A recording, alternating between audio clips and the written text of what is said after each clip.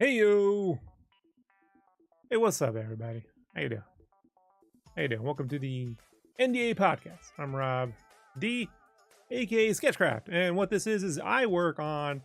Right now, I'm working on Spawn Kills Every Spawn. It's a miniseries coming out summer 2024, and I can't stream that for you because if I do, I'll get fired, ruin the whole comic. But I like to stream, like to hang out with everybody while I'm working. So while I'm working here on secret stuff, NDA stuff, behind me, I want to put up a video, something I've done in the past. It's already complete. I've sped it up like 4 times. You're going to get to watch. I'm just going to loop in the background while I work for the next few hours. And so if you have any questions about that, let me know. Also, if you're on YouTube, please, YouTube or Facebook, right? Leave a comment. Leave a comment in the comments or like, because that is how these algos share the video, right? And if you don't engage with it, anything, you just gotta put something in there, man. Like if you don't, then it just kills the channel. And then what's the point? What's the point? Do Rob a solid, right? So I'm gonna go and set up Little Rob. Ready for this? There's Little Rob. Turn off Big Rob, and then we are going to turn on this video. Boosh. So I'll give you a little background on this. This was a sketch cover commission I did a few years back. A Wolverine. So on the front, I did like a sort of a full figure pose, and on the back, I did a headshot. So I'm going to be drawing this here in red pencil and burgundy ink. And then tonight, I'll play a color pencil. There's a full color pencil version of this. I have done this before, but it was sped up 12 times. I thought that was too fast. So I got this down to 4. Re-rendered it out. And I basically did the layout digitally. And then what I did was just projected it onto the sketch cover and did a quick red pencil sketch of those lines on there. And then now I'm actually cleaning up all the lines. And I will zoom in and you will see me ink this as I go. It's gonna get pretty detailed. I'm gonna get to work. Much as I love watching this with you, I actually have to get things done.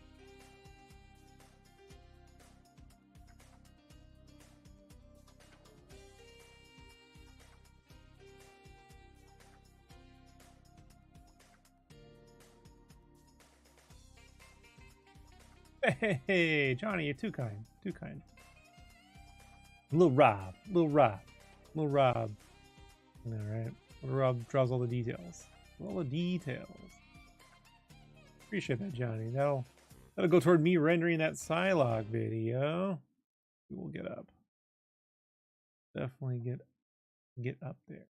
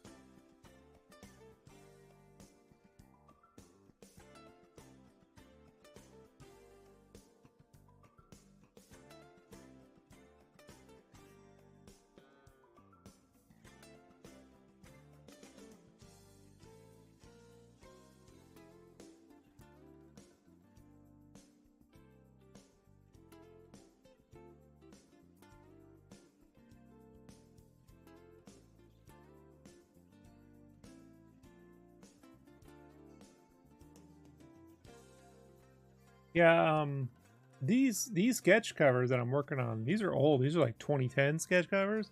My buddy worked at a comic shop at the time.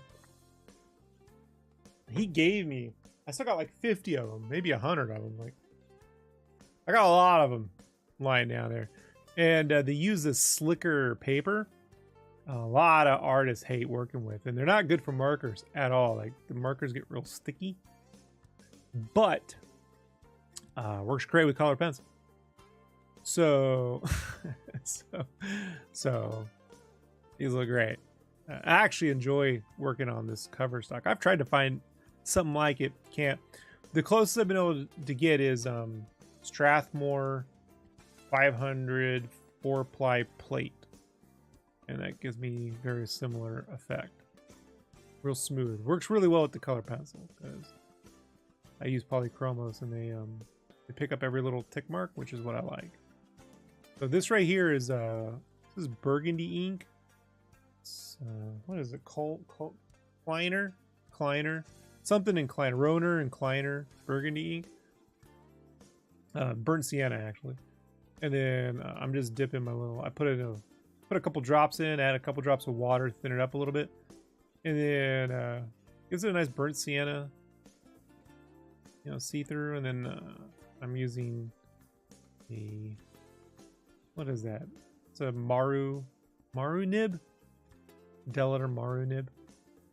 Yeah, so it's super sharp, You could stab yourself pretty bad with that thing. I've got my fingers a few times. Yeah. You can get a very similar effect by just using a Copic multiliner like the red wine. It's not a huge difference. Or even the burnt sienna. The red wine works a little better, a little more contrast.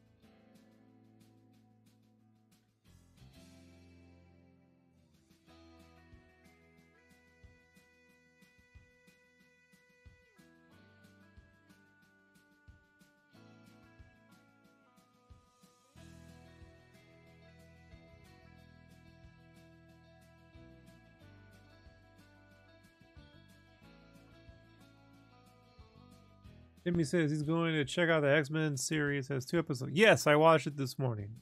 Excellent. No spoilers, but it was excellent. Enjoyed it.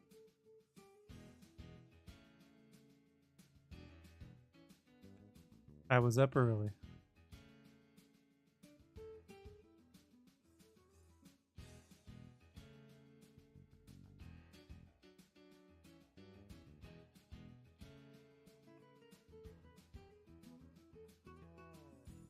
They need to put the animation crew in charge of all the stories in the MCU, as far as I'm concerned. The What If guys and the X-Men do. I mean, they're the cats. They're just, they know how to tell complete, like, superhero adventures, and they understand strong cinematics and stuff. You know, I think they get it better in the live action department. That's how I feel. That's how I feel.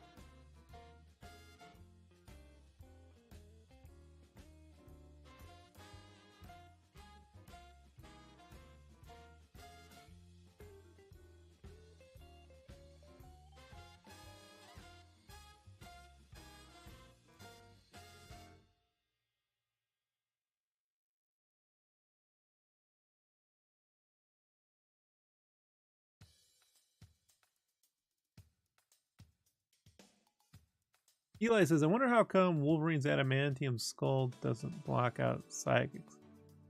That'd be a fun plot. Maybe it just makes him more OP though, right? Like,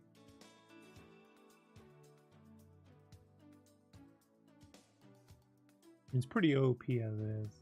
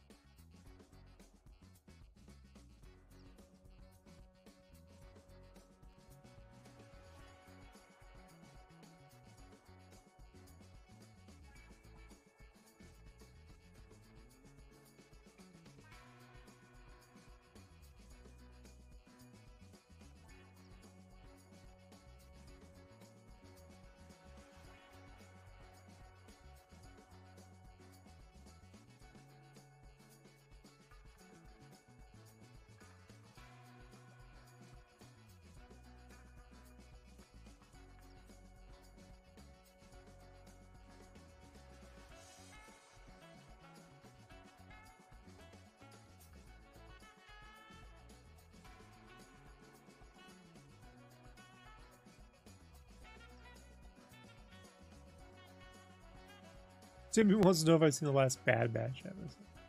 I haven't watched Bad Batch since I was forced to 2 years ago.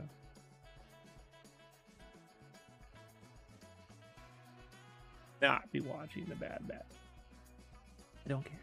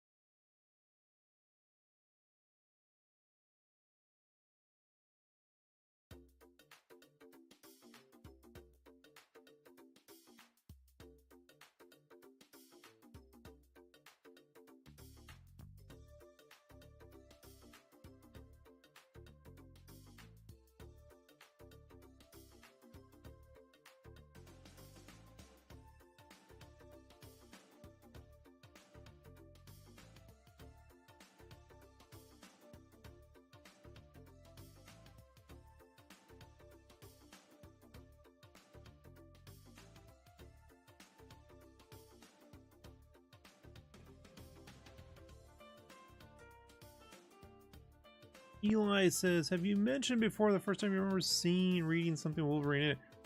First time I remember seeing Wolverine was the Secret Wars action figure in like 1983 or 4. I just thought he looked cool. I know he was. And the claws. And these snap-on claws he put on him, right? And the brown and I think it was the brown and gold outfit, yeah. And then I didn't come across Wolverine again until God Loves Man Kills in the 7th grade. A friend gave me that. I was like, oh, I know this character. I didn't know who the X-Men were at the time. I didn't have a comic book shop. But I was like, oh, snap. So God Loves Man Kills is the first X-Men story I ever read. Still my favorite. So.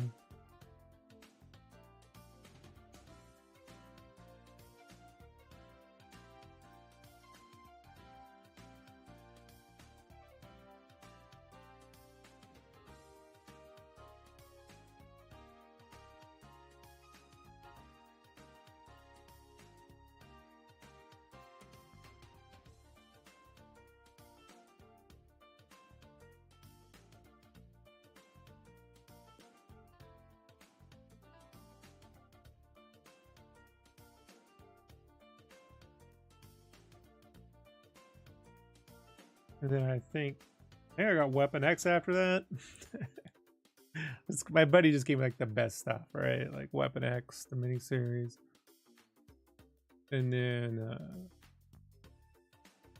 I didn't get, the next thing I got was actually a magazine in 1991 that had, it's the cover with, it's that Wolverine versus Cable cover that Liefeld and McFarlane inked. Liefeld drew McFarlane inked.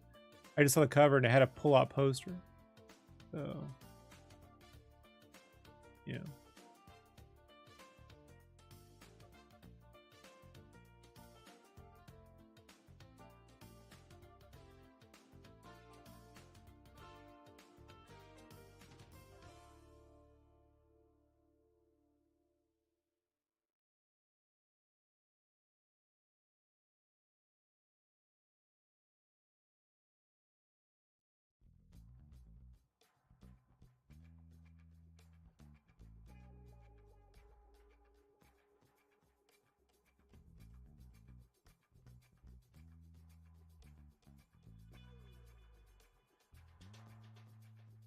Yeah, it's an all-time cover. So this magazine had that, and that's where I didn't even know who Cable was at the time.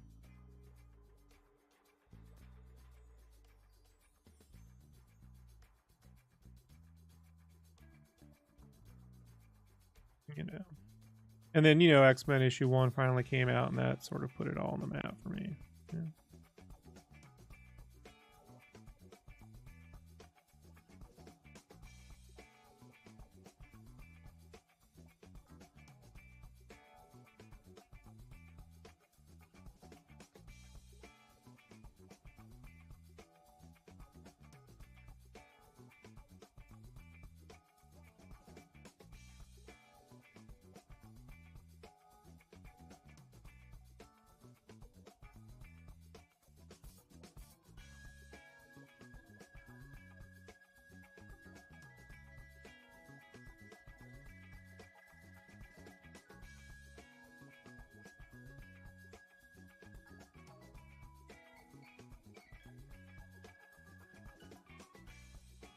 Oh, I did forget. Before the X-Men issue 1, my buddy had that Art Adams new Fantastic Four, right? That had Wolverine in it.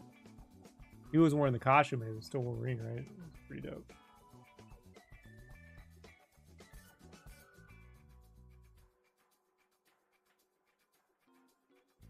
Yeah, I did a hour-long God Loves Man Kills on the look back on the YouTube under the comics and books playlist.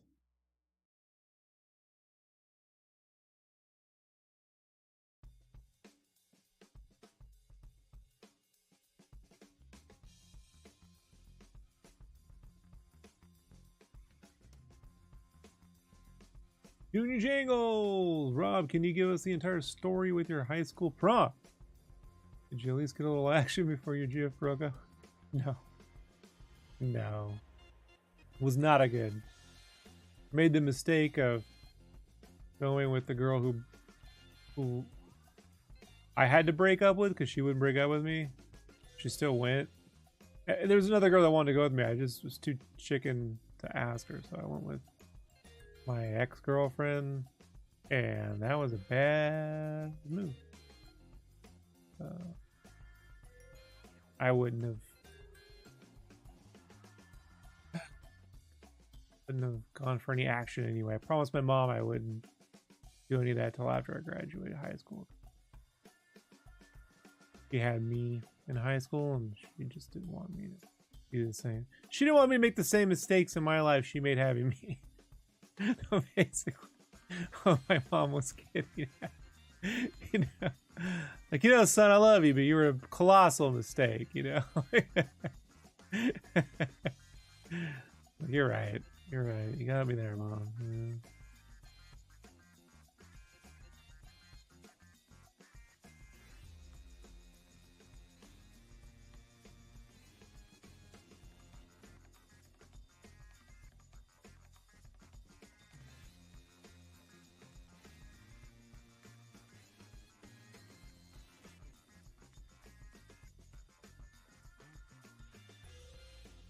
He likes his real mixed message. Yeah, my mother was walking mixed message.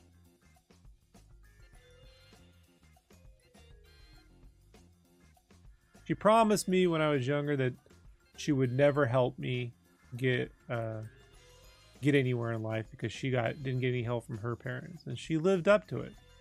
In her will, she made certain I got nothing. She chastised me in her will for being a disappointment. I'm fine. I had years to prepare for that one, and it happened. Like I told you, she was just real resentful that I was, you know, it kind of ruined her childhood. It's the way it works. Thanks for bringing it up, Junior Jangles. Appreciate it. You never know where those stories are going to go, right, bud?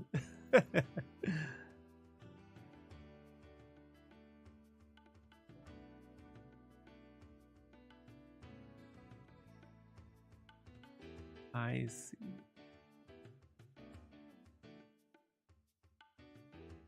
Starlight Charisse, what kind of pen am I using? So the nib is a Maru Delator nib, but that's a metal nib holder, an aluminum nib holder. So it's like a thinner one. So I don't remember the name of it, but I didn't even have a name. Just I saw somebody online had one, so I did a search for aluminum nib holder or metal nib holder. And it fits a Delator Maru nib. So the Marus are super razor sharp and stiff. So I like just drawing with a thin, ultra thin line. I'm not much of a when I ink, or I don't really, you can't call this inking. I draw with ink. I'm not really good at thick to thin, like in traditional ink. So I just kind of add like 3 or 4 different strokes. So it's more, it comes out feeling more like a real sharp multiliner, Copic multiliner.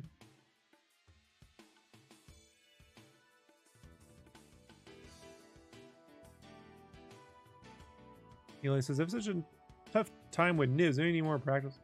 Well, the Maru nib took real easy because it doesn't bend. You know, I don't have to worry about, you know,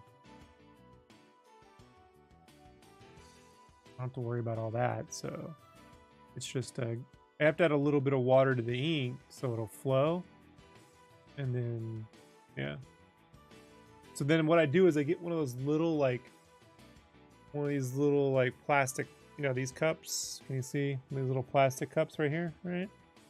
And I'll pour some of the ink in there and some water and shake it up, and then I just dip in that, so I have that right there when I'm working, you know.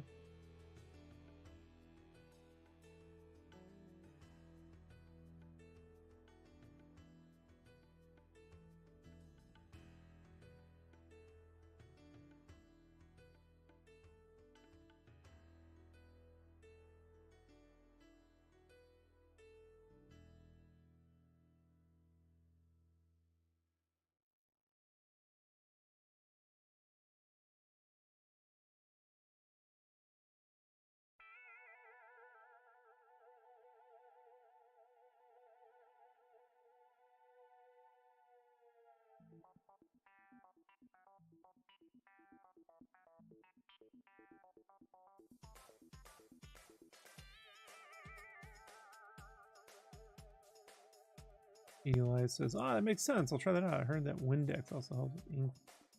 Yeah, I'm not putting Windex in my ink. You know, water's fine.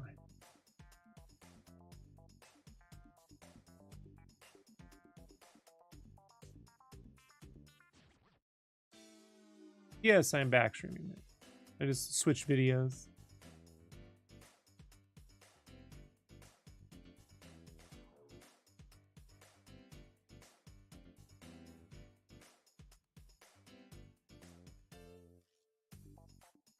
Okay.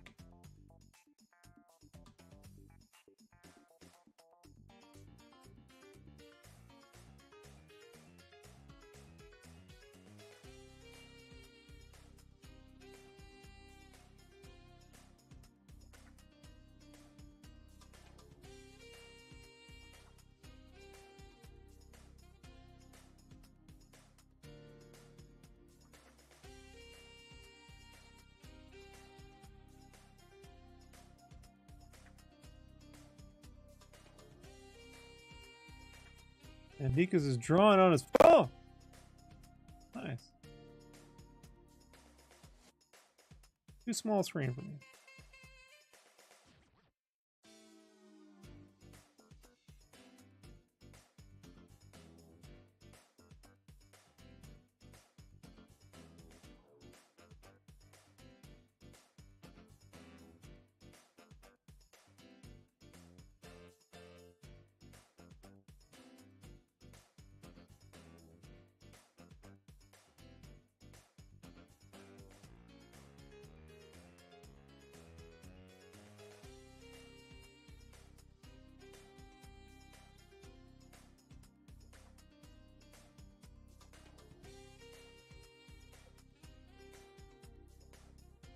Junior Jangles, I always wondered, did you and Jason meet over Fortnite? He did the old show with Randy. It was nowhere near as witty as hilarious as you. The match made him more. No. It took him 2 years to get me to play Fortnite. I only been playing Fortnite for a couple of months. I mean, when the OG thing happened back in December or January, around there. No, what happened was I listened to the show with Randy and all them for years. And I think around the Force Awakens time, through The Last Jedi, all at Rise of Skywalker. And then I didn't know what happened to him with this whole situation. I just thought when COVID happened, he just was like, might be the end of the world. I'm going to spend it with my family. But when he came back, he did a YouTube show on his own. And, I got a notification. And when notifications still worked. And so what I did was I was on Twitter. And I just said, hey, you know what I mean? Like, I'm so-and-so, blah, blah, blah. I'd love to come on the show sometime. And I think he was just looking for anyone to talk to. And he's like, yeah, come on. We'll do an episode. I'm like, all right. And I did that. And then when it came over with, he's like, I think that went pretty good. You want to come back? I'm like, yeah, sure. I'm just sitting here working. And everyone hated me. He did not think I was witty. All right. They were just, we want the old guys back. We hate the new guys. He doesn't even like Star Wars. I'm like, most of it, no, but I love the making of Star Wars. And last I checked, this is called making Star Wars, not reviewing Star Wars, or not theorizing Star Wars, or not, overhyping Star Wars, not, spooging all over myself about the new Star Wars. It's called making Star Wars. Let's talk about that. Let's talk about how it's made. I don't like watching the prequels. I don't like them, but I love watching the making of the prequels. I have seen the making of the prequels 100 times more than I've ever seen the films. And I would gladly watch the making of the Rise of Skywalker. Give me a real making of. They won't. I'll watch it. I watch it all the time. Never watch that movie ever again. Couldn't. I mean, you could pay me with a lot of money. You want to pay me $100,000 to watch Rise of Skywalker? I'll watch.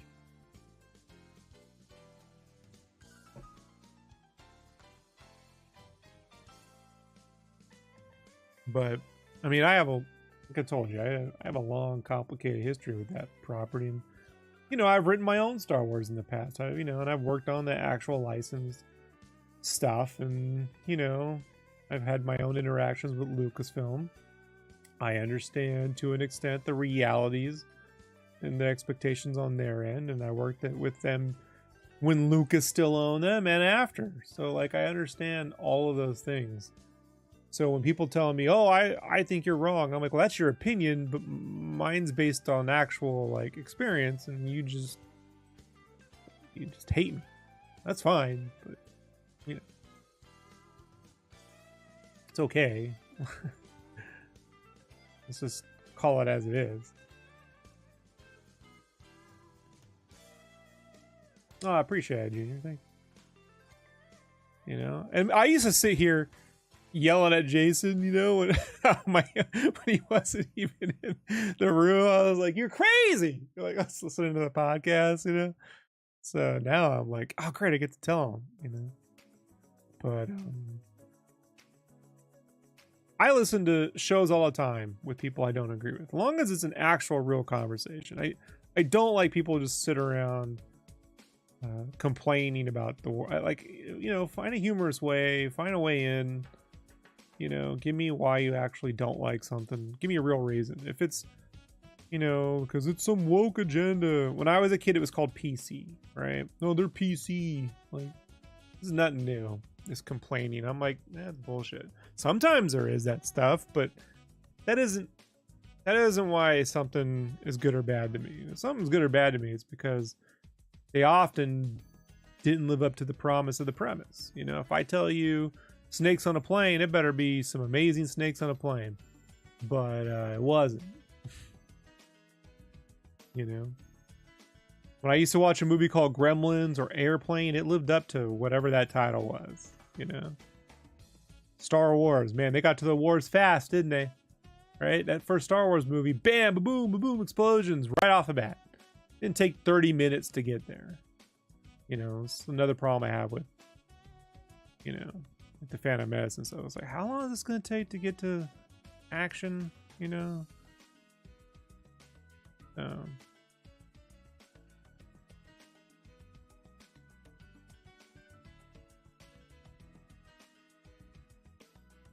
And everything else is kind of a nitpick after that. It's like whether you like the visual effects or didn't like the visual effects, you know, fine.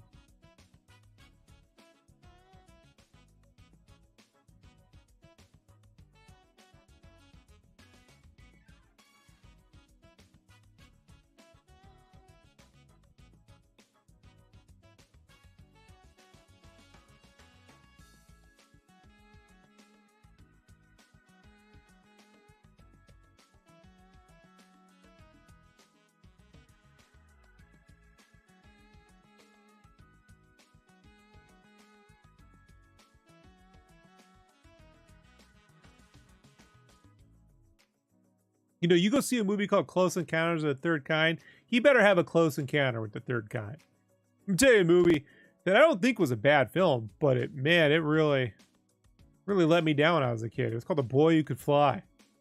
It's a whole movie in which the boy does not fly until the very end. It is the lamest flying you have ever seen. Like, we already had 3 Superman movies by then, and like, you got to do better than Superman at this point.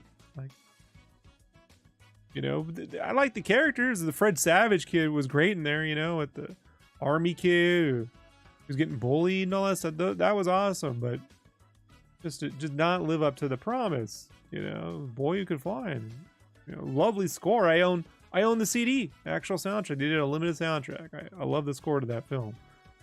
But, you know,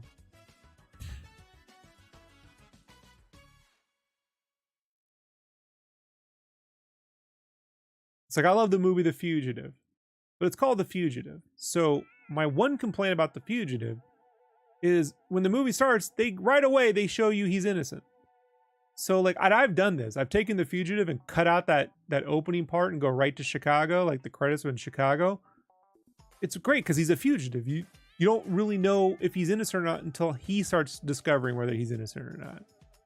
And I'm like, that movie would play way better if it would just... And I've tried to find B-roll of like Chicago circa 1991 to 93 at night that I could somehow fill the opening with on the credits to kind of cut that out to give you that like establishing stuff, you know, because it takes place at night when he goes out of the prison. But I've yet to be able to find anything that looks remotely like the footage that was used at the time.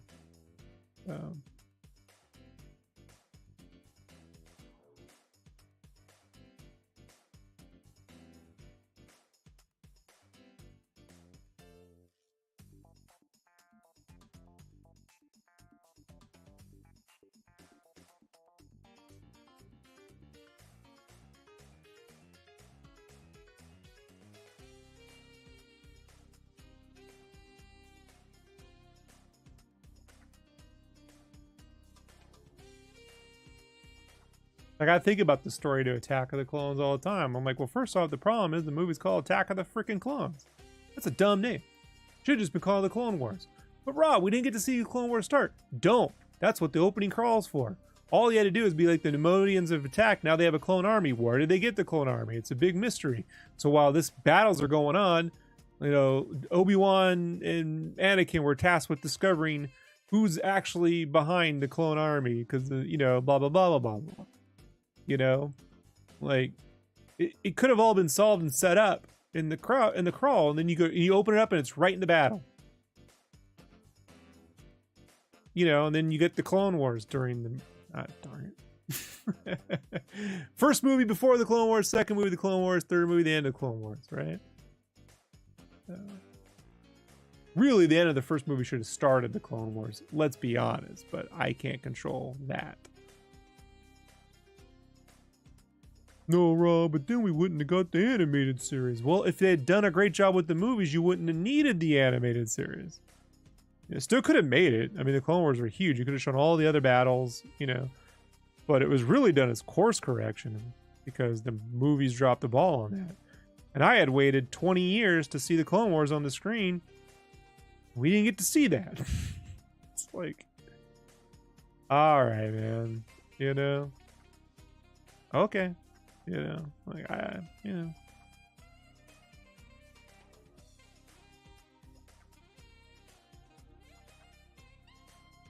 Fine. Like I told you, I went through my candy do, you know, 1999 to 2005. I went through it. And I'm like, by the time Revenge of the Sith came out, I was like, I'm good. I don't care anymore, you know. They'll eventually make something I like, and then I'll watch that. I'm not going to worry about it anymore. I'm not going to sit here and try to do weird fan math where I, you know, no, seeing this one scene, see that look, that solves everything. That means he really, no, it didn't. It really didn't, you know. It just, they dropped the ball. Sometimes Marvel's dropped the ball, DC's dropped the ball, Lucas has dropped the ball, Disney's dropped the ball. Everyone drops the ball, but eventually I make some dumb shit. You know, like when I did the Power Rangers, the first Red Ranger, I hated the first one I did. I thought I was like, I was questioning whether I could even draw. I did that when I was working at Blizzard for 4 months at Blizzard. And it just made me, I don't know, I had a real like, can I even draw? So I put that aside and did this Lobo piece. And the Lobo piece was me. So I was like, okay. So then I had to go back and rethink of my whole scheme here and how I draw, you know? And put the emotion and the energy and the shape design back into it. Like even this shape design, this Wolverine, this is pretty tame. You know? This is pretty, this isn't me pushing it so much, you know?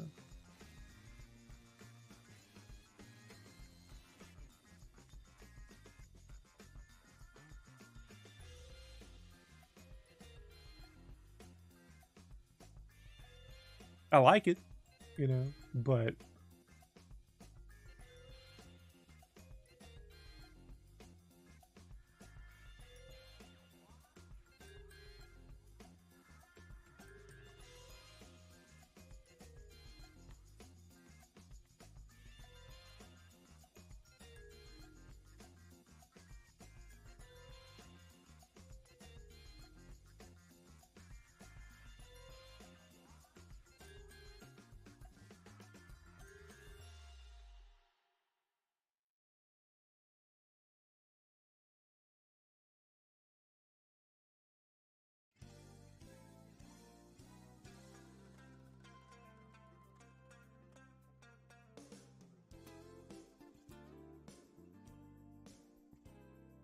Der Kaiser says, greetings, how are you in chat? I'm good, man. How you doing? Thank you, Der Kaiser. Thank you for hanging out with me. Appreciate it.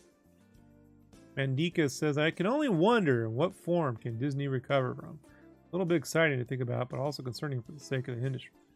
Well, it's not Disney's job to save the industry. You know, movie theater chains owe as much to that problem as anything else, you know. Movie theater going experience is a real pain in the ass. You know, even if like Disney made great movies, you know, it's for the last 20 years it's been a declining experience. You know, maybe opening night's great, but if you ever go like 5 days after it came out, you're probably getting some jerkweeds in the theater who are speaking or on their phone, blah blah blah blah blah blah. You still got to sit through 30 minutes of previews. The movies don't start when they say they're going to start. Ridiculous. And Nika says, I don't think I want the world where AI is accepted in movie making. Well, let me tell you about the AI thing, man. It'll probably be really good at like generating like crowd simulations and stuff in the background, maybe. But what's really just going to happen, man, is it's just everyone's going to make the same thing, and it's going to fall on its face in its current use. The idea that it's going to generate everything you see is you know anything about making stuff, it's just not practical. Not practical. Like you can't control it, you can't edit it, you can't move it around. If you get the wrong shot, you gotta hope it does something. You can't. You have to have editable objects, and like, yeah, I just don't see how that's possible. So, yeah, they're gonna keep making things, but this really reminds me of the early 90s when there was that big push to make all video games full motion video, right? We're not going to need pixels anymore, and it's just going to be digital Hollywood, interactive Hollywood. That was the interactive Hollywood.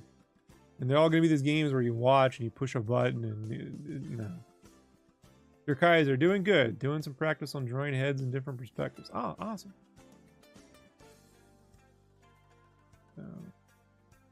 And we're already at a limit for product. There's already too much stuff to watch, too much stuff to buy. Like, just because you can do AI and now you can make 300 more things, no one's going to be able to watch it. So they're going to find out, and if they haven't figured it out already, that they need, I mean, would Iger say they need quality over quantity? They're actually going to have to live up to that, because there aren't enough, people just don't have the time or money to sit through 50 things a year, you know? They just don't.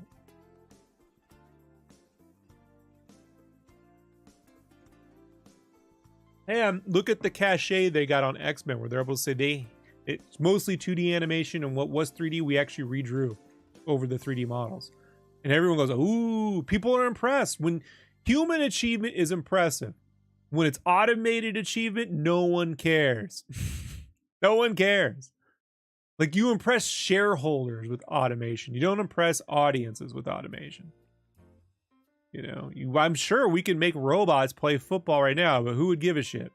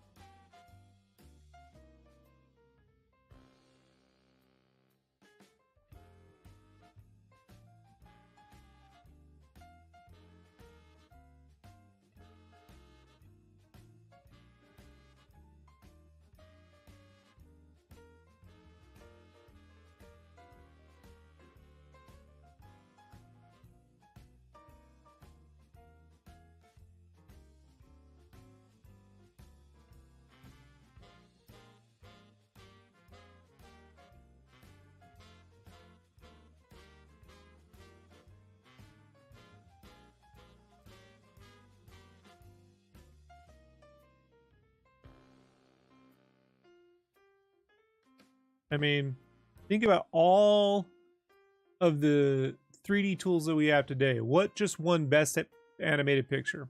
2D animated film. Because people knew how hard it was to do, and it was of good quality or excellent quality, and, you know, they're rewarded for that. Ricardo says, interesting to watch humans reach their physical limits, like weightlifting. A robot lifting 500 kilos would be limp. Exactly. Exactly. We're all just worried because, you know, right now, man, we live in a culture where we're afraid of everything, you know, some with good reasons, some not. But I've already been through, I lost my video game magazine career. I don't say I lost my t-shirt career, but for the most part, that kind of went out the door. I could get one back if I wanted to, but some kid trying to break into t-shirts is difficult these days if they didn't have those connections. So I understand from that point of view but that has more to do with conglomeration. Like the t-shirt thing is difficult when one company that I used to work for bought up all the other competition. So now there's only 2 or 3 companies when there used to be 9 or 12, right? We have a real problem with studios being able to just buy up other studios and then tank them. So we got a real problem with, we got to deal with this. We have to de-incentivize, if not outright ban, stock buybacks. You know, you start making the employees the owners of these companies, and you're going to see tremendous creativity and growth. The more these companies are there to enrich shareholders, and the very few, nothing. You're going to just constantly get mediocrity.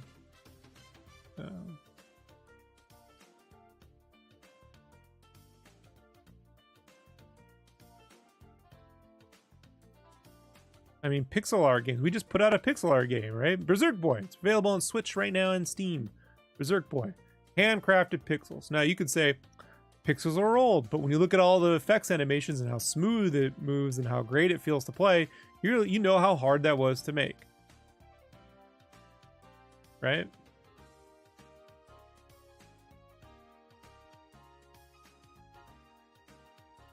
And showing your process, which I've always done it. I've always shown my process. Always. People watch the process. They love to watch the process. I mean, look what we're doing now. We're watching the process while I work on new stuff. You're not going to show the process with AI. You're going to be like, I turned it on and it made it. They're real fascinating.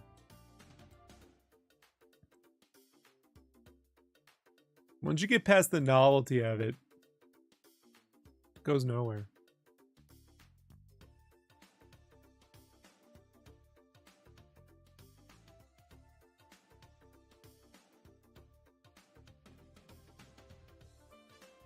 In the same way now that you hear people say, this movie used no CGI, which is not true, but they're able to market it that way, like Top Gun, right? Or whatever, pick your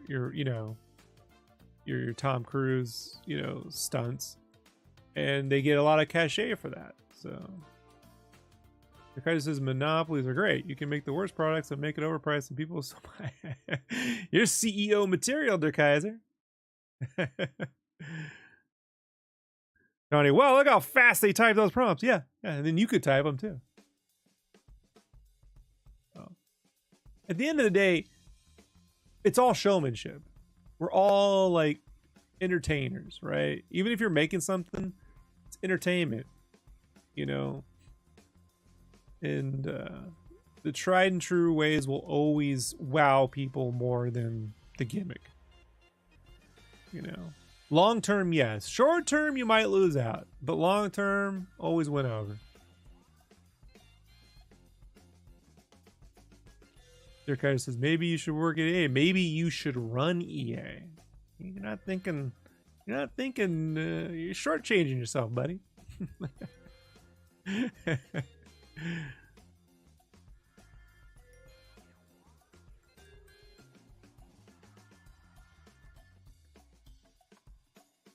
Who needs SSX when you can create endless... who needs the FIFA license? You can just make EA Soccer, and people are dumb enough to buy that.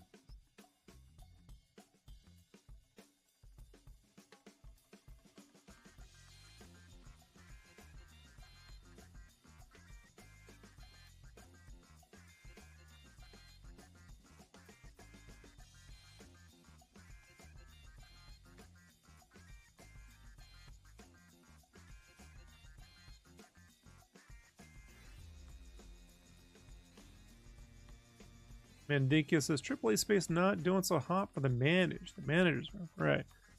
Look, the downside though to indie development is the funding's got to come from somewhere. So there need to be more government initiatives and grants for the arts. But we live in a country that just sees any kind of government help as an evil socialist hellscape. No, we need to have Video games are billion, if not trillion dollar generating, it's billions of dollars worth of dollars every year in jobs. And our government, to offset corporate conglomeration,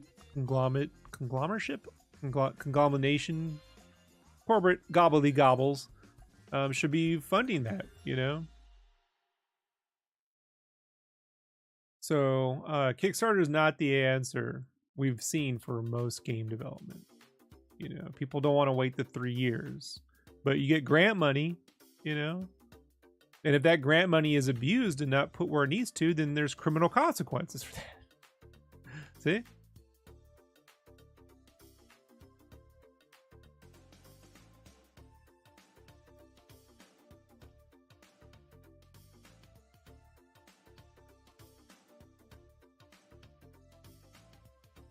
I tried to do that super anime face for the Wolverine headshot. I do like the way that came out. That's my serious anime face, like my, Full Metal meets Image Comics.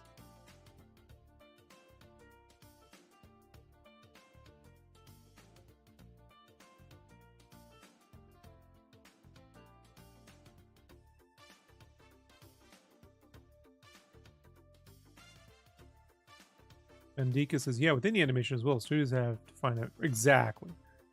And that's something we should be taxing the wealthy, tax these companies, tax them, and then use that money as grant money to fund all the little studios that they would keep out. That's what I would do if I had the Thanos Club, my friend.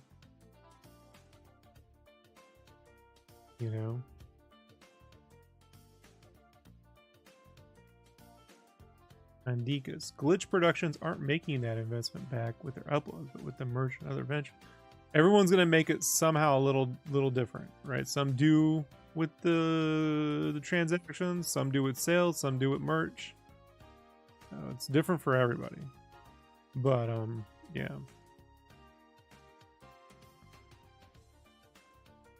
I hear you. I do hear you. Kaiser, I have an idea. We buy licenses of movies that are loved and make it a multiplayer, but pay to win and loot boxes in it. Broke our promises, like a PvE and stuff. Right?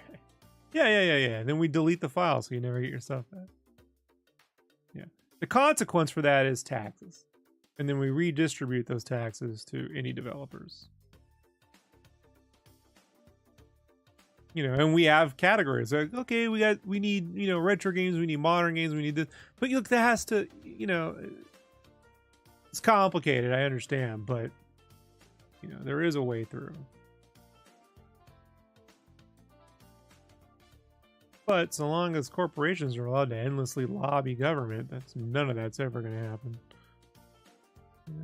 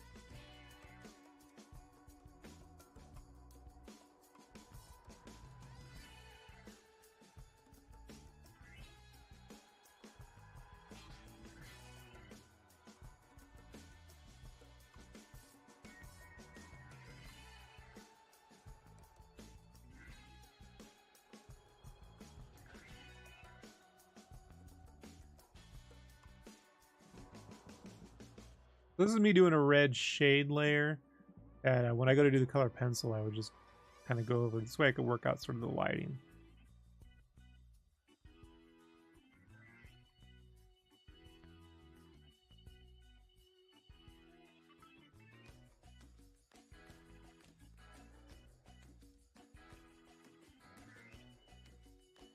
Kinda don't need to do this now, but it does help. It does help because I can work out muscles and different ideas and stuff. So I don't know. I'm of two minds on this one. It's just a matter of like speed, how fast I want things to happen.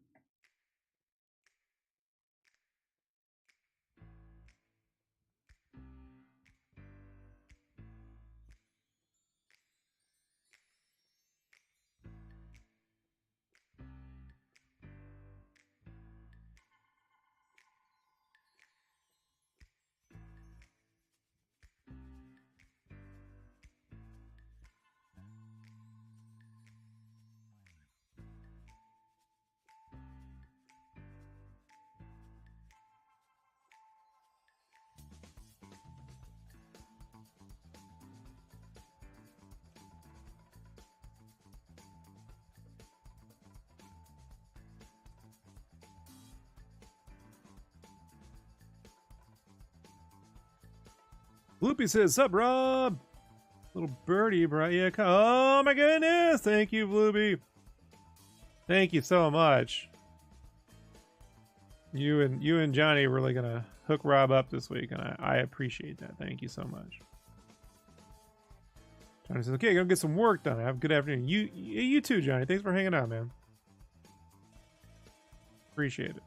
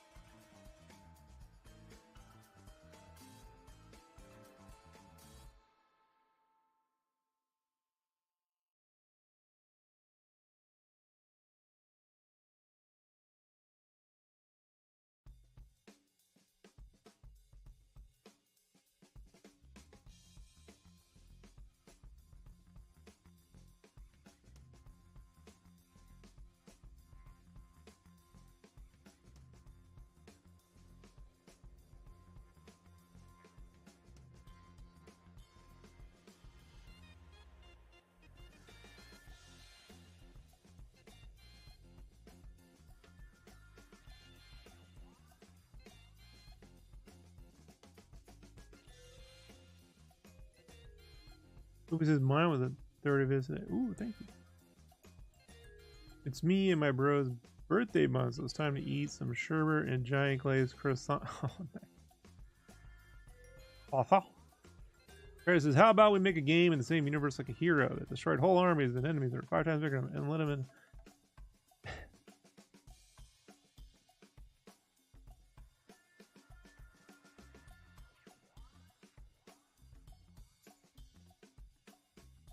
The Kaiser sounds like video games hurt him pretty bad once.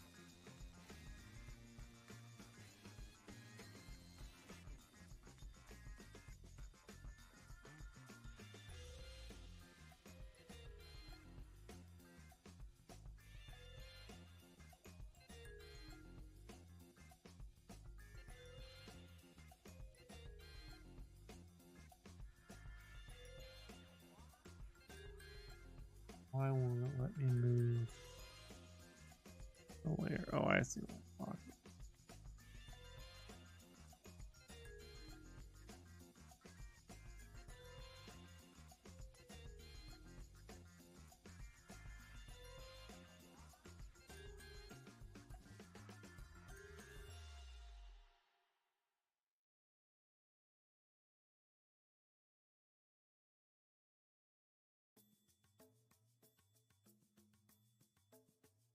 Oh yeah, the Arkham games, right?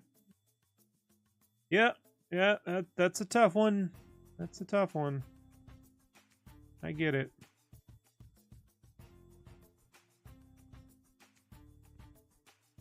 Loopy says, I've been seeing some clips of X-Men. Looks great. With bold lines. Yeah. It's great. I watched it this morning.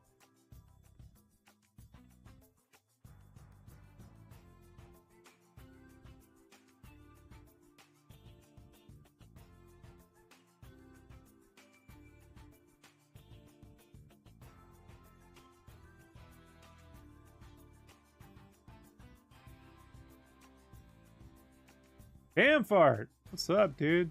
It's been a while, Bamfart. Bamfart coming through on the old Twitch.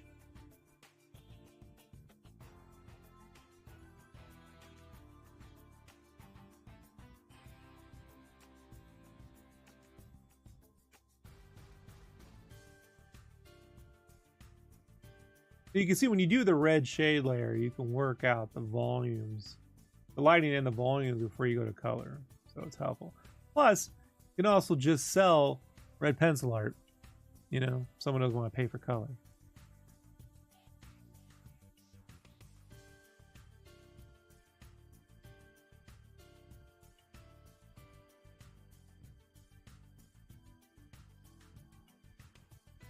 Oh, thanks, man. Thanks.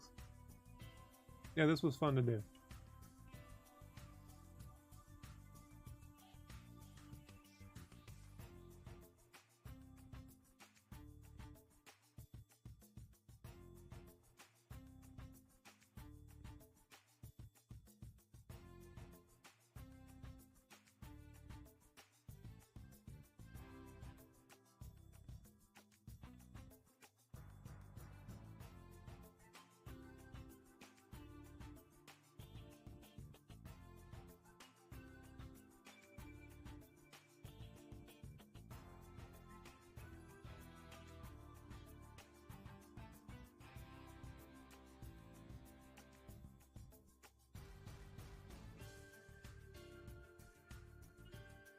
Guys, so is there a reason why artists you often use red or blue pencils for sketching?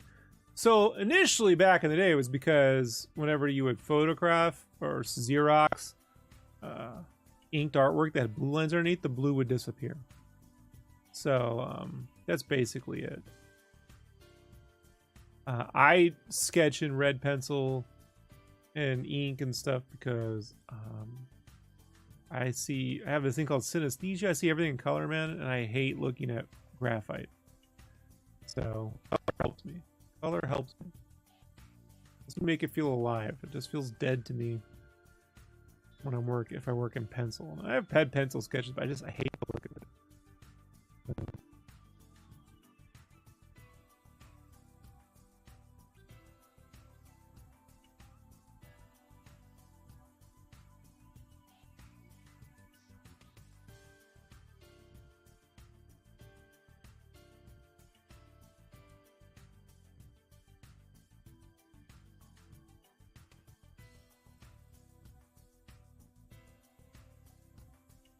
Like I said, just saw X-Men 97, really liked it. Yeah, I liked it too. So it was good times. Can't wait for the next 6 episodes.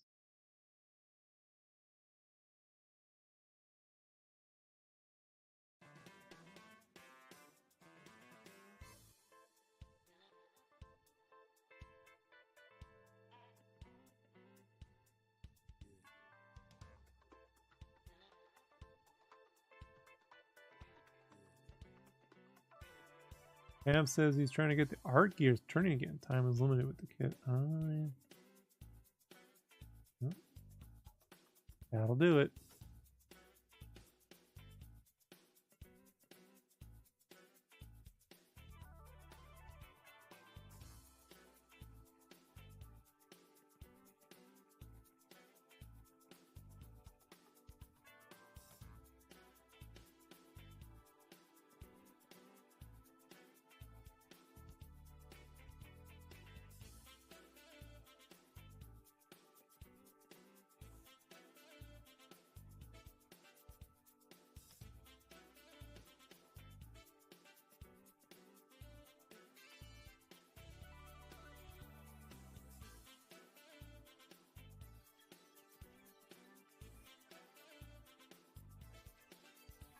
Sketchcraft, you're doing a Spawn miniseries, right? When is that coming out? This summer.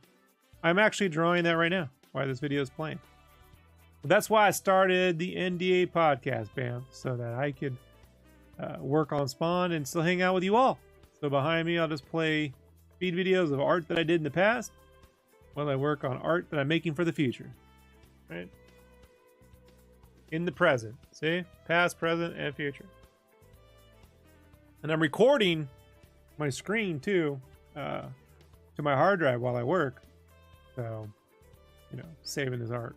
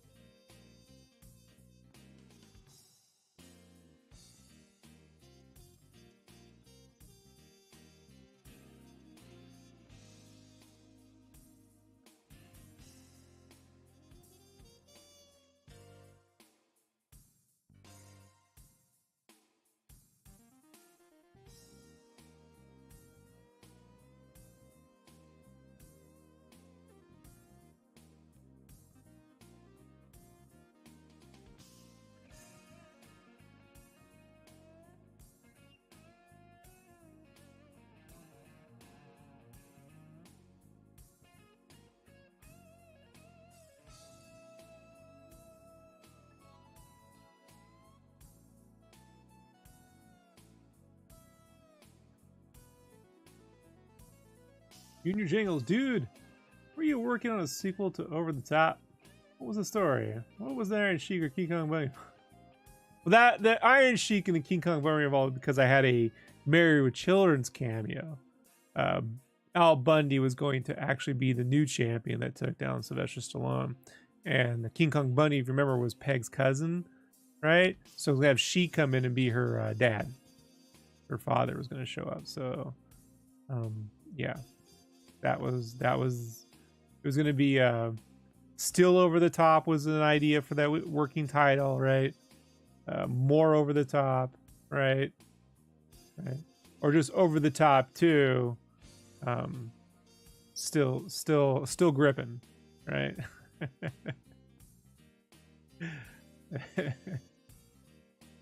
Right.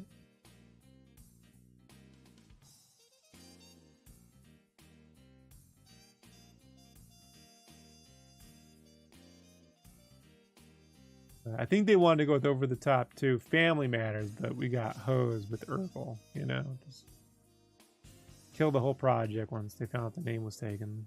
So Bamfart says, nice, definitely will pick up the Spawn. So Spawn kills every Spawn coming out this summer.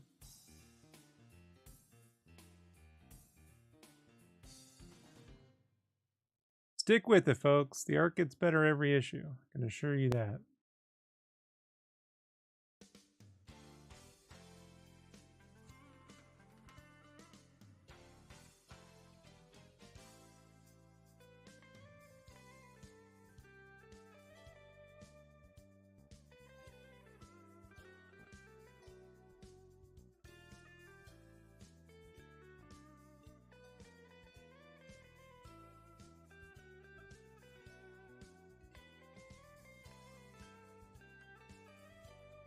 Yeah, still gripping. That's the one I wanted. But the studio wanted Family Matters. You know. Caught up, man. Producers gotta have their way. Your Kaiser says, favorite hero and villain to draw. Favorite hero and villain to draw. Do I have a favorite hero and villain to draw? I guess the Turtles, you know. Turtles, I like Spawn and Violator, you know.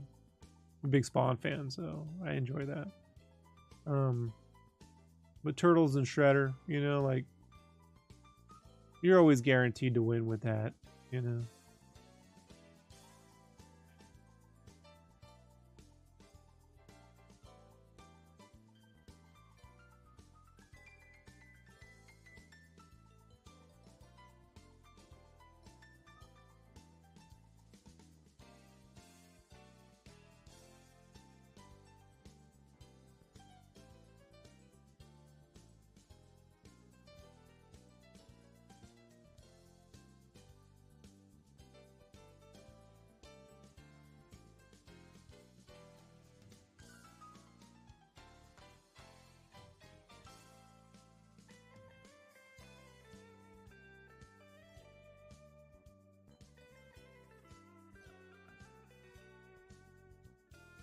Although it's funny, anytime I do materials tests, you'll see me drawing the Hulk a lot, and that's just because he's big and green, and it's pretty easy to like just draw a big muscular character and do green with, so.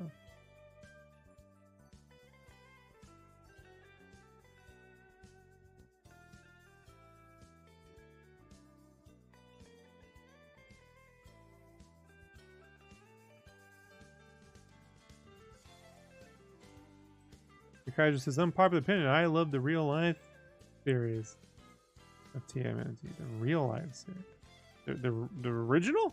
I love the original. That's what you're talking about. I was a Mirage Comics fan. I didn't really like the cartoon. I appreciated the cartoon and its designs and stuff when they became the Konami beat 'em up game. But I didn't care for the cartoon.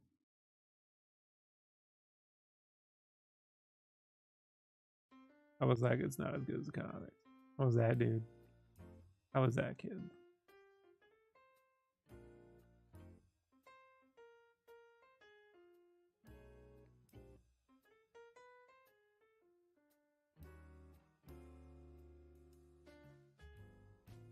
Oh, the Next Generation.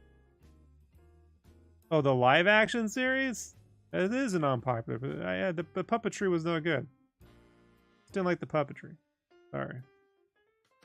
I'm a huge Henson fan. None of the movies' puppetry exceeds the very first film.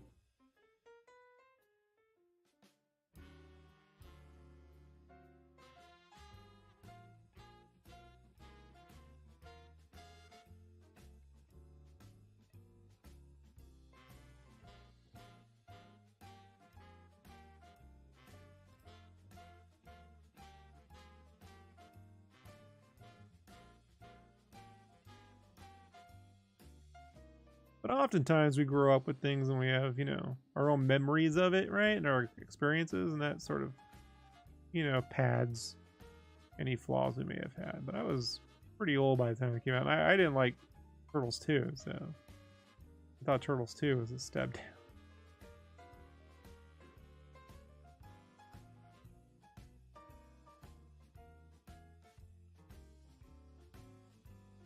Didn't like Ninja Rap. I wasn't the dude for that.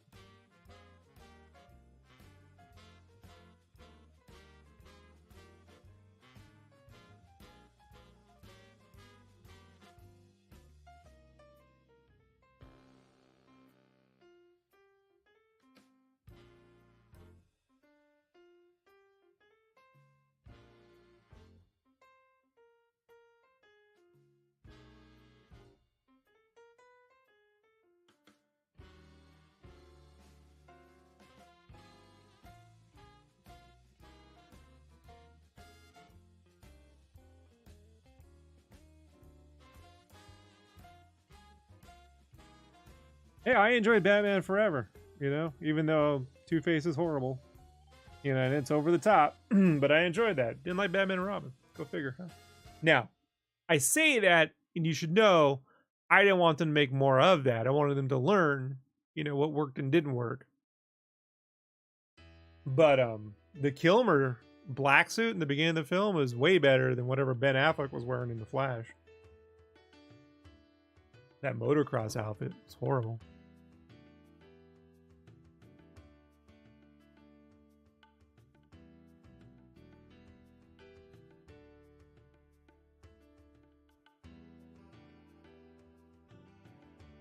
In my defense, I have no defense. Basically what you just... It happens. We all have something we like no one really likes, It goes that way. It's okay.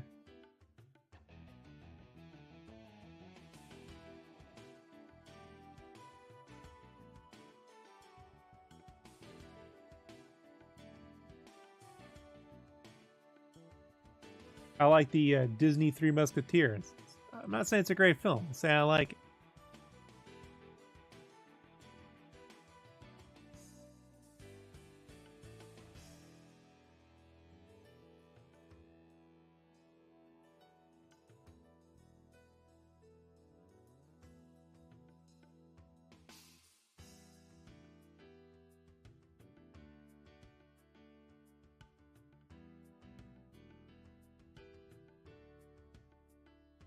Junior Drago says, so what was Jack Black doing at Disneyland when you met him? Did you get to talk?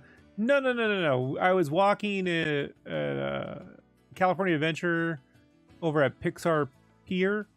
I was right past the Toy Story ride, and there's all those shops to the left.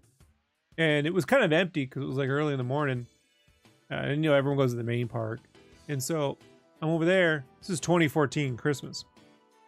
And it's exactly the day it was.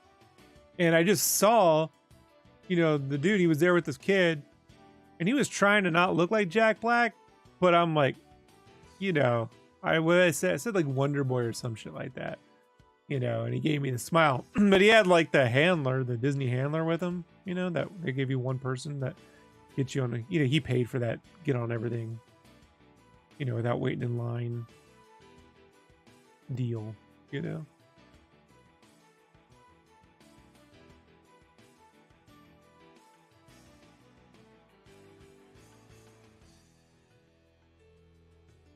No, you know what I did? I said, hey, Jack. I said, hey, Jack. And he gave me the smile, But it was him, dude. And I mean, he has the same beard now. I wasn't used to seeing him with that kind of beard at the time. I think the last time I'd seen him at that point was Tropic Thunder.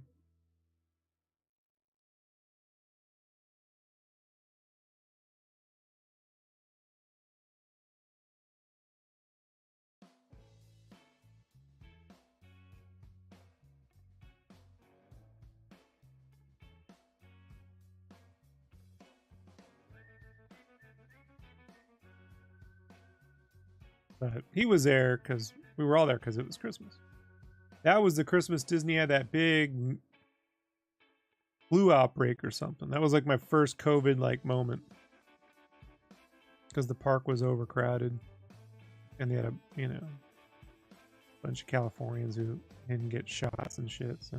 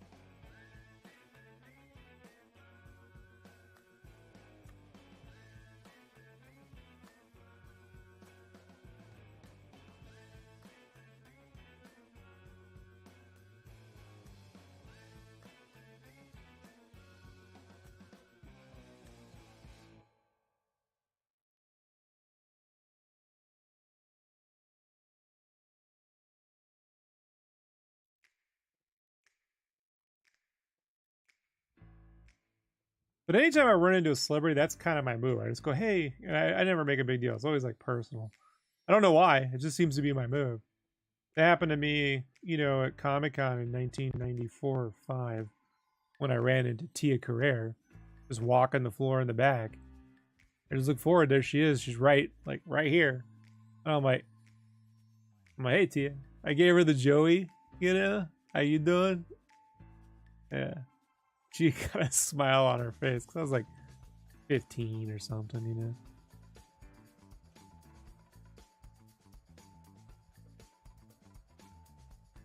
Seems to be what I do.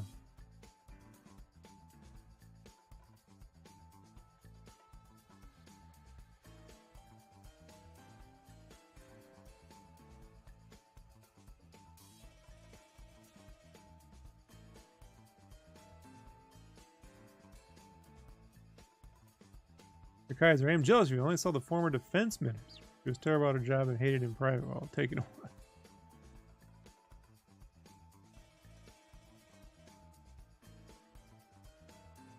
If you hang out in California, you will run into a celebrity eventually, statistically speaking.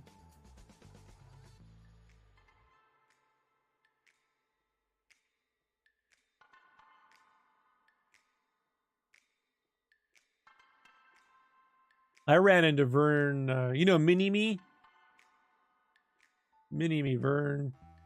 Vern. Mini-Me.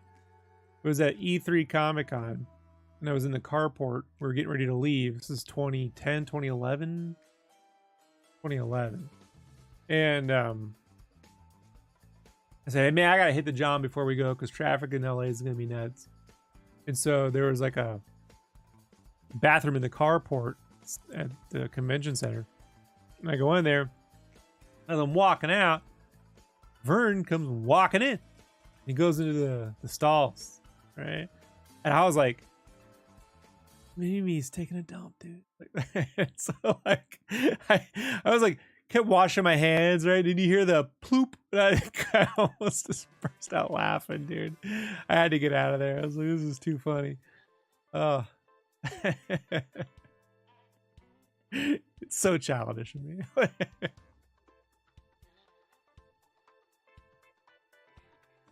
So childish. He took a little mini dump, dude.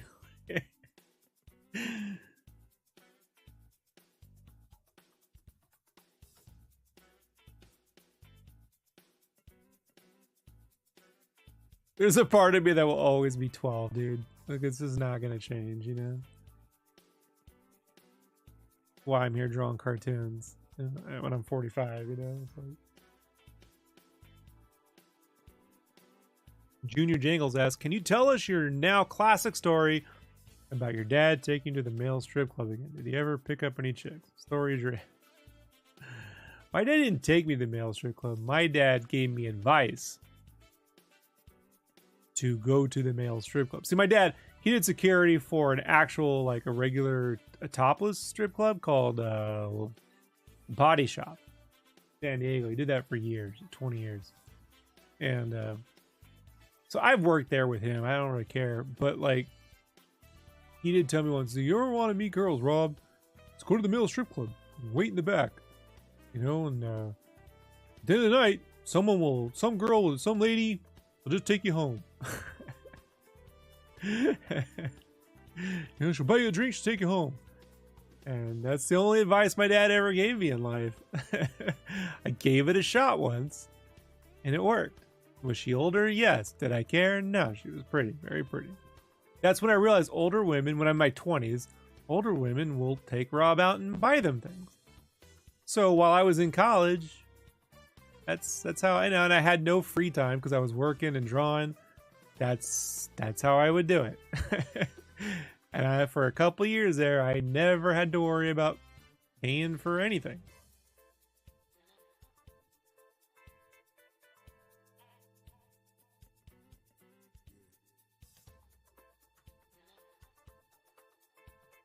That's when Rob became Johnny Bravo. The guy says 45. Thank you. I stay out the sun.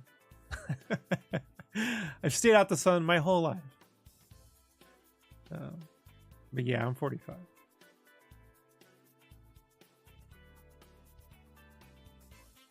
I don't feel it. You know what I mean? I'm not out here going, oh man, I'm old. So, you know, back gets a little sore. You know, and I've just had to be careful with my health, you know, like just, oh, I gotta get up and walk. But I do that now. All good, man.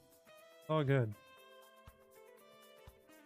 Brilliant. This is brilliant. Hey. My dad was right. Go figure.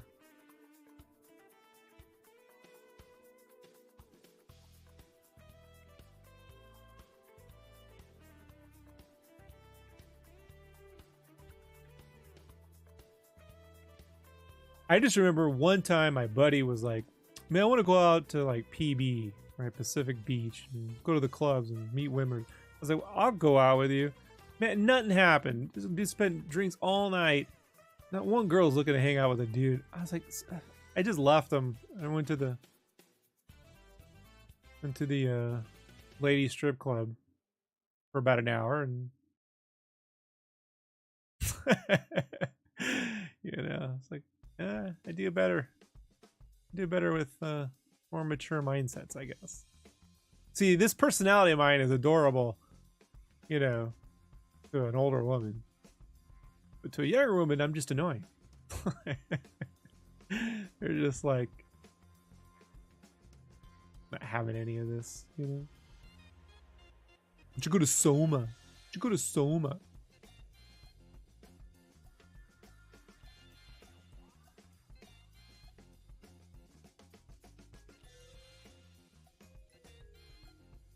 Go to Soma and watch Lifehouse.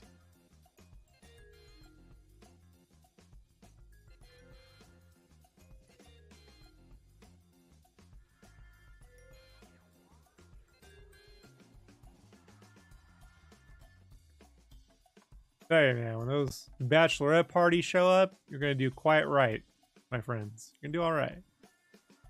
Carter says, I feel like I am already balding in your early 20s. But on my beard just growing. Yeah, it happens to all of us. My hair thinned out in my early 20s pretty easily. And back here it's thin, but you know, I got a good barber. He watches the streams. He's like, hey man, your hair looked good this time. And one time he's like, no good. So make friends. You only have one friend in the world, Der Kaiser. Make friends with your barber. That's my advice. Even if you're balding, they will find a way to make it all work together.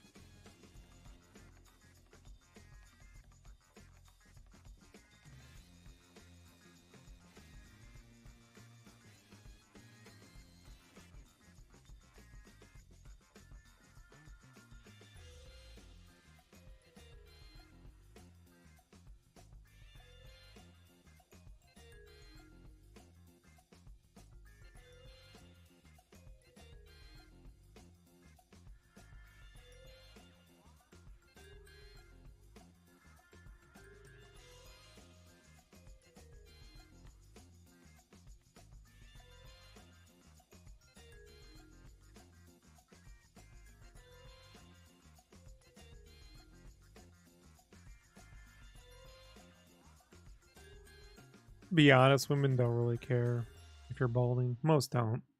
They don't really care. It's how you wear it. Yeah. Try not to go for the Costanza look, you know, the friar tuck, you know. Just shave it if you're going that way. It's fine.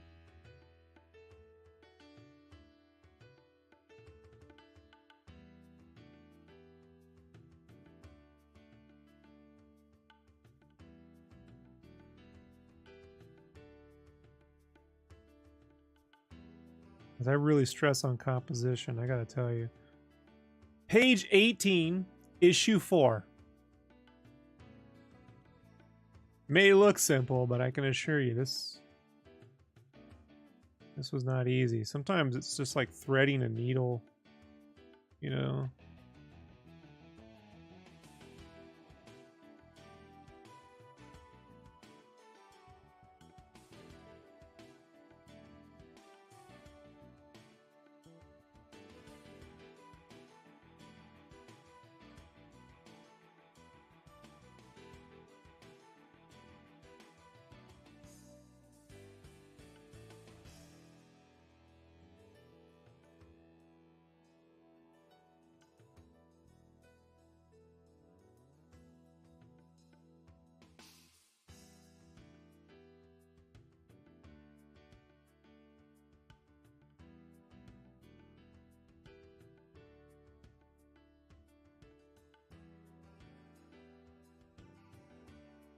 Yeah, as long as you got a good looking beard, yeah.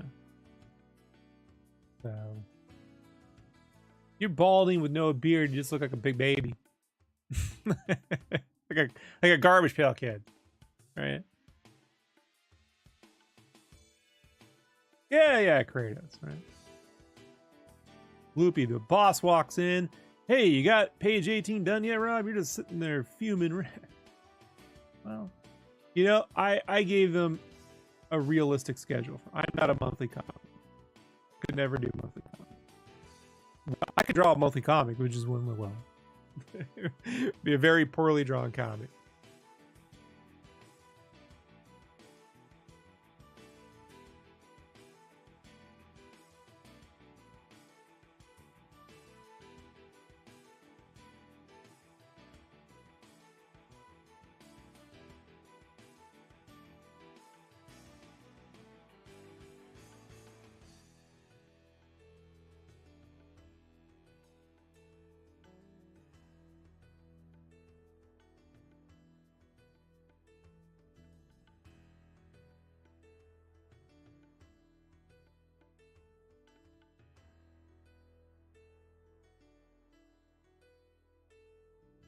All right, guys, I got 15 minutes, and then I gotta roll. I gotta go do my second workout of the day. Then I gotta go walk my dogs and make dinner.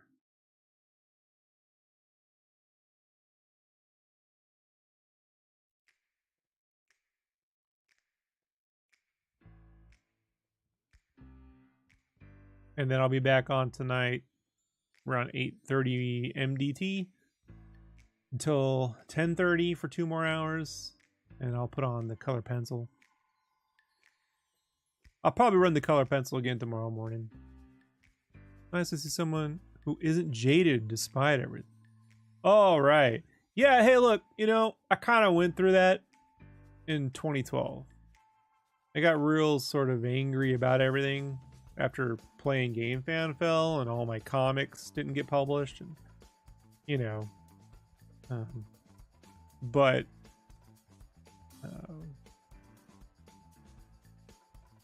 I sort of learned how to regroup, you know, like just because it failed, it doesn't mean I failed. I know I did my best, my absolute best. I always give my absolute best, folks.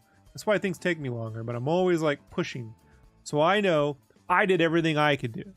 So if it failed, it failed. Like things fail that, you know, you put all your effort in and it could be quite good. It happens, but I did not fail. So, you know, and that isn't something that you can delude yourself with. You have to actually like come to that realization, like for really real. It's like there's another thing I found out once. Sometimes you realize you can't do something, and once you actually realize you can't do it, And not you're telling yourself you can't do it, you're just saying it, but you have hit the point you can't do it. That's usually when I figure out how to do it. But it's only in the complete realization that it can't be done. I think there's something in your brain that it's wired a certain way, and it's wired in a way that it can't be done. And once you actually realize it can't be done for real, your brain will rewire itself to figure out how to do it. So that's it. Loopy said, that's how you figure out all that. Yeah, that's how I figured it. There was many times I'm like, I can't do this. Don't know how to do this. I had no idea how I was going to like draw and ink the whole book in a professional manner. My inks are not like, digital stuff. I hadn't had all that figured out. Like I know how to draw buildings, but to get it all done digitally because of the time and I need it to look, the way I need it to look. Yeah. But I figured out how. And some days it goes really fast, some days not so much. Today is, look, it's getting there, but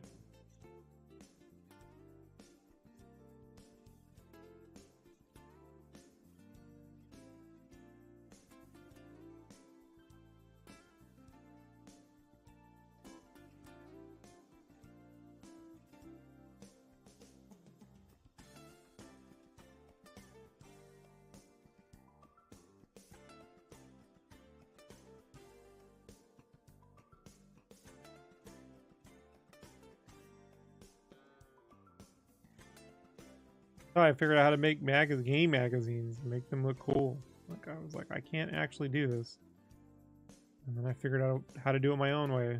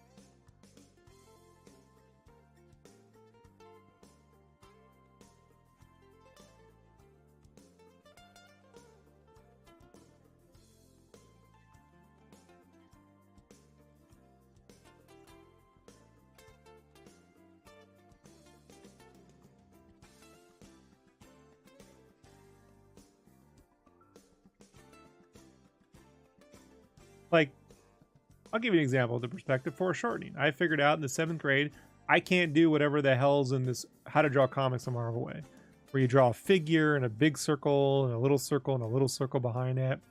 It didn't work for me. I tried it. It didn't work. Couldn't get my head around it. And you go, bro, this is the 7th grade. Yeah, but I couldn't get my head around it. But we were studying Leonardo da Vinci, and my teacher had said something like, Leonardo da Vinci would stare at the shadows in the wall, right? Something about staring at the shadows in the wall, and he'd see shapes in the shadows, right? I don't know if that's true or not, but that's what she said. So I was looking at my shadow, and when I held my hand up the shadow, I could see, like, when something was coming right at me, I could see, like, there was like a blob with some of the hand. So then I took a Sharpie and drew that blob, and then I put a piece of tracing paper over and was able to draw the hand first and work my way back once I had a blob. That's how I figured out how to draw in silhouettes. Mandikas, like there's a ton of things going on with the creative industry. I hope we can get to a point where everyone can get in a healthy position. Yeah, 100%. Kaiser, I think comparing yourself to other artists can be bad. Yeah, I don't compare myself to any artist. I compare myself to myself. I learned that one going to Comic-Con in the 90s. There's always going to be someone better than you. If you're comparing yourself to someone else, you're always going to be disappointed. But you got to compare yourself to the last thing you did or what you want to do next. Because you can only top yourself. You can't really top other people,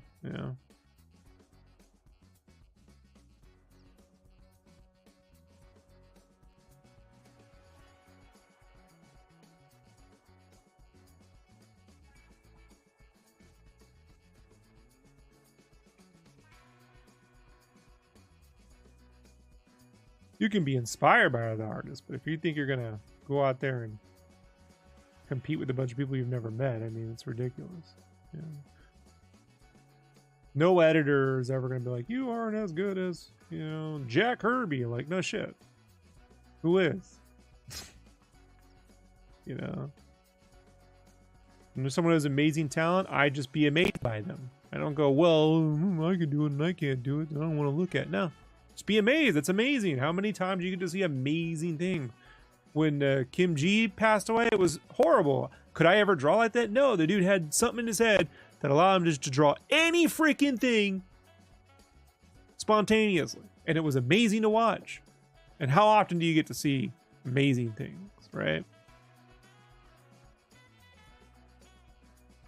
Be inspired, but never compete.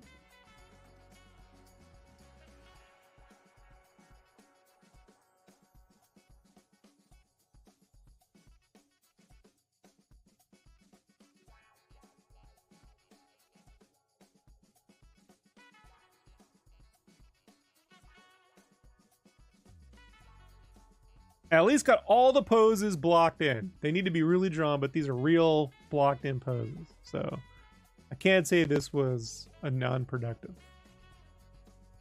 One of these is not as good as I'd like it to be, but I have found that one doesn't actually, you don't have to get the poses figured out. You just gotta get them so they are right about where you want to be. Then I'll turn down the opacity and actually work out the next pose. But yeah, that needs some work.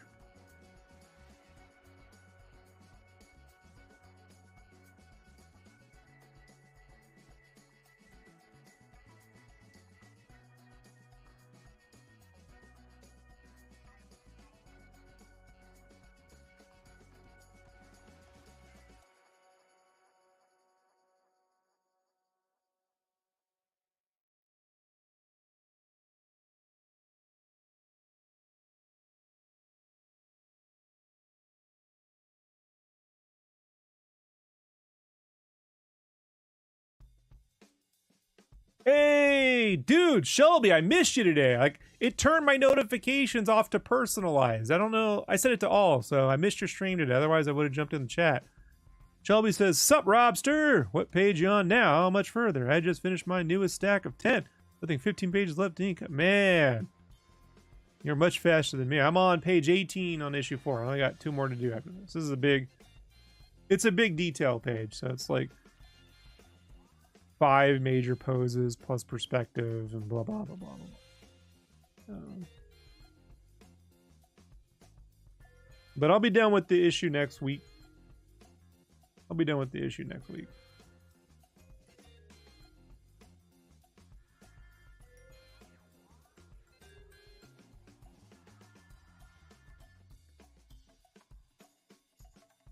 Can't wait to see that. Is that what you're streaming today? I'm going to turn on the stream and play that later while I'm working.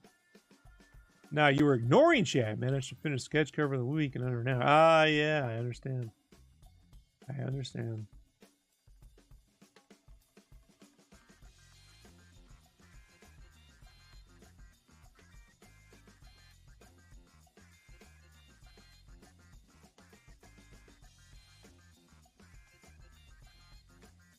Yeah, it's like a big group thing, and then I got, you know, my own shapes I want to use for the characters, and so, you know, it's like, how do I make everyone fit and it still look like the way I want it to look and be, you know.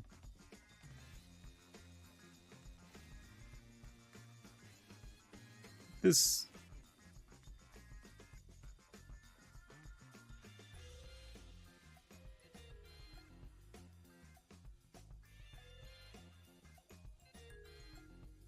Especially when characters have multiple capes. Like, how do you fit all the capes on the one piece? You know, how do you fit all the capes on the one? Characters with multiple capes, man. Can't get too crazy. But what if they were designed to have crazy capes? You know, it's tricky. It's a little tricky.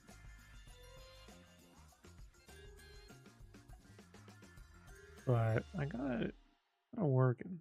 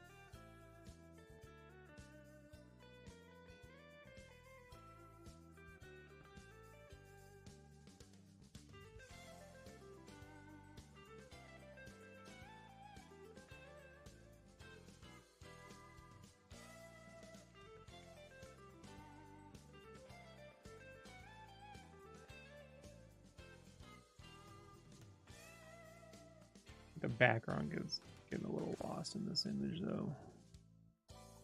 I just need it to set angle. You're not gonna know what angle they're coming at if you can't see the backgrounds. Make certain that make certain I know. I gotta damn capes are getting in the way.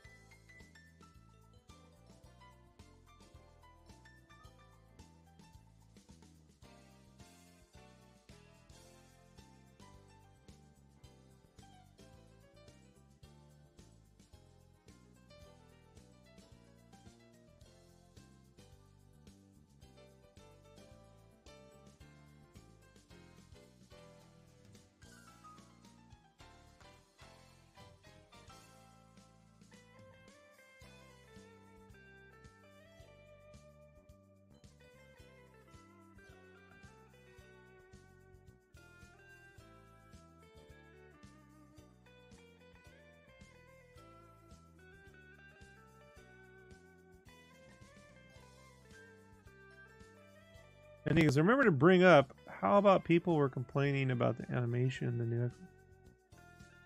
No, man, dude, they're keeping it in sync with the style of the original cartoon, but then they improve on.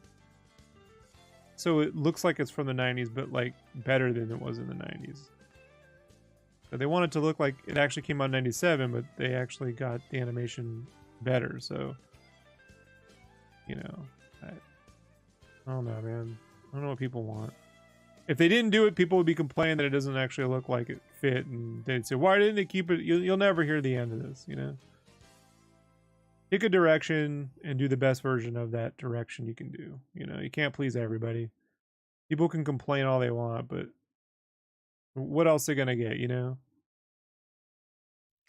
Same people have been watching the same Warner Brothers direct-to-video quality animation for the last 20 years and going, it's the greatest ever! So, like, whatever.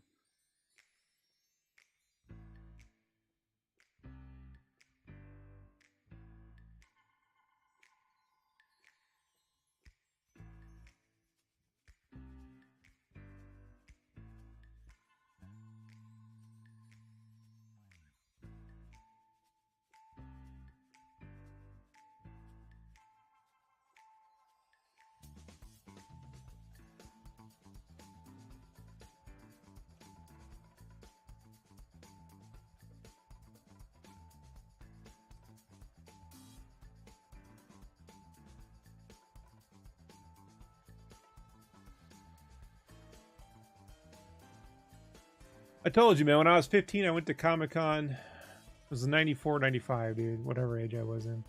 And I complained at the Fox Animation panel about the quality of the animation on the X-Men cartoon. And they were nice enough to explain to me that the Batman animated series had 200 to 300 shots an episode, and the X-Men cartoon had 600 to 700, if not 800 shots an episode because of the teams. Very difficult thing to do. Anime, generally, you have one character or two characters going at any given time. There's a dozen characters on screen at any given time in the show.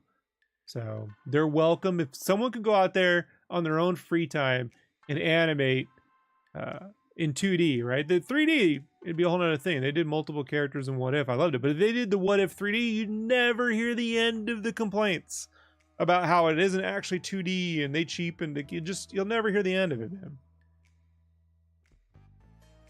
The only thing I would say is it would be really great for these streaming services is if they gave us an option, right? A filter option to turn on like CRT or VHS effects, right?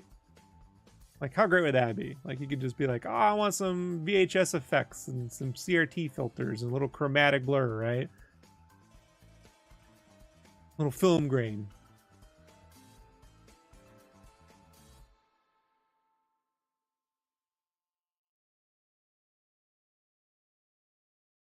From what I've seen, every one of their cartoons seems to have a different look. The Spider-Man cartoon's going to look like John Romita Jr. This looks like the 90s X-Men. What If looks like its own thing. Yeah. So, keep that going.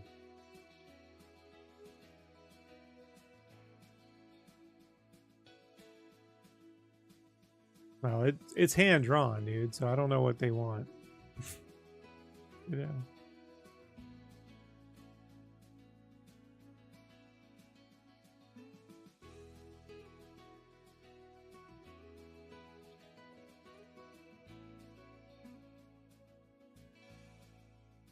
They can walk around being disappointed in awesomeness, you know. You know what? They can go watch The Bad Batch. See if I care.